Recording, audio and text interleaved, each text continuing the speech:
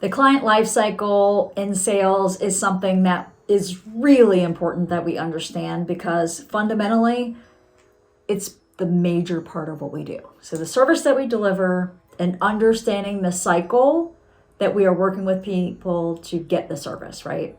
So again, I'm going to say that again.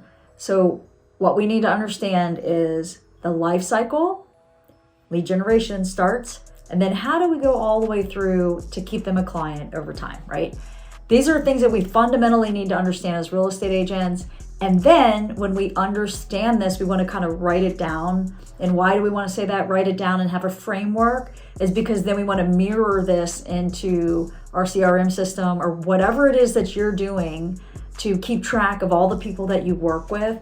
I encourage you to put it in a CRM system, but we need to framework the client lifecycle and what we're going to define. Okay, so I'm going to explain to you the 7 stages that we're going to go through and why it's important to kind of label them or put them in a bucket, right? So there's 7 things that we want to consider, 7 stages when somebody's going through our service of sales in the client lifecycle. Before we jump in, do me a favor and give me a thumbs up if you like this information. If you have a question, comment below.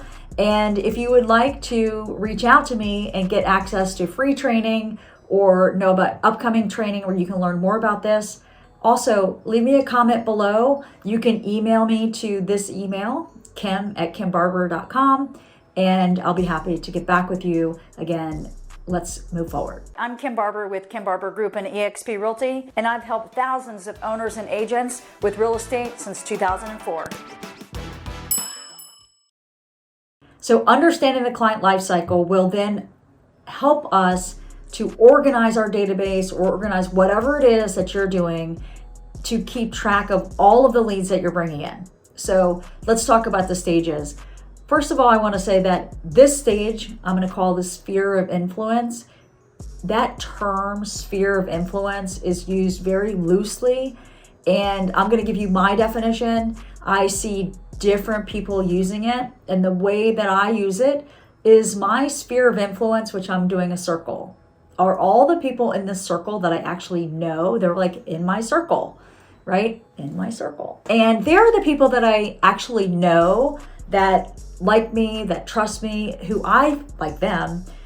I think they're going to refer me business, right? We're creating a relationship. We have a relationship. To me, I have an influence on them. They have an influence on me. That's my definition of sphere of influence.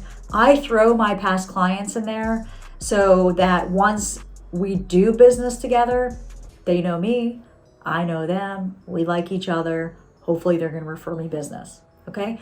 So that's my definition. I do see more in the technology space where like CRM systems, database, these types of people are throwing in like all the leads into this bucket. That's okay. You're welcome to adopt it. I don't agree.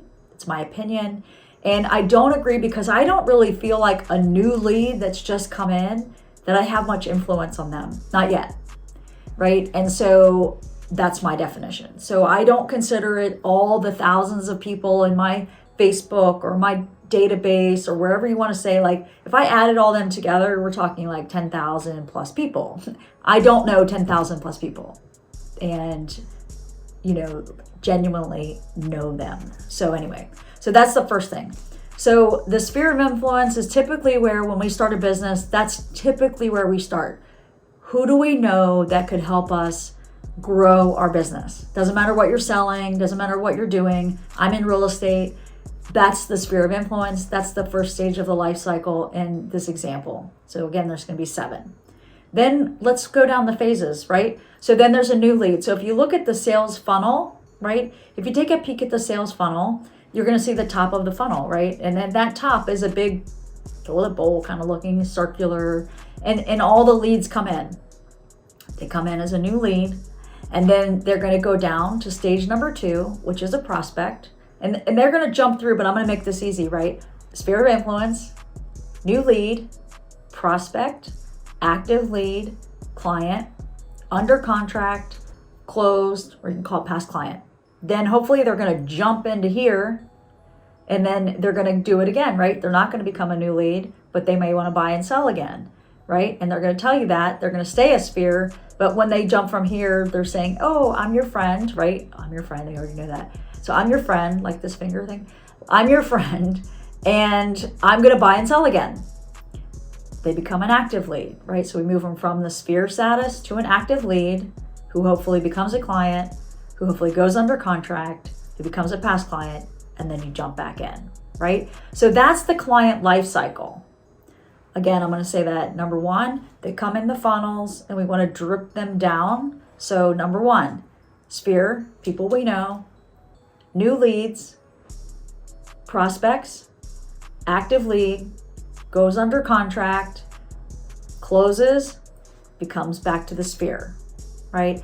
Okay, so now that we've talked about that, again, if we want to look at the image of the funnel, and you can see that you have the big circular at the top, right? So when we're organizing our databases, we have leads coming into the funnel, right? We have leads coming into the funnel, and then we're going to, throw out the ones that are bad leads. We get those. I have people that want to write articles for my database. I get people that want to sell me something. I get bad information. I toss those out. I don't need them. I'm not going to do any business. I'm in the business of buying and selling real estate. That doesn't help me. So then the second thing is that we're going to qualify them, right? So they're going down. So we started as a new lead. That can come from online generation, open houses, out and about networking, what have you, whatever it is that you have a new lead coming in. Okay. Then we want to move them down the funnel more.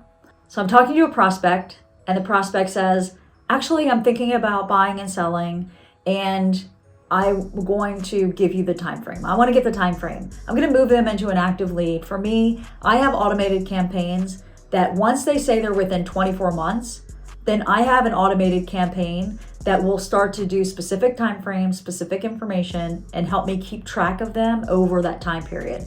So I have from 24 months all the way to 1 month. And just a real quick pause, if you're interested in that information, then go ahead and email me here, kim@kimbarber.com, and I will help tell you how you can get more of that automated information. So let's get back to it.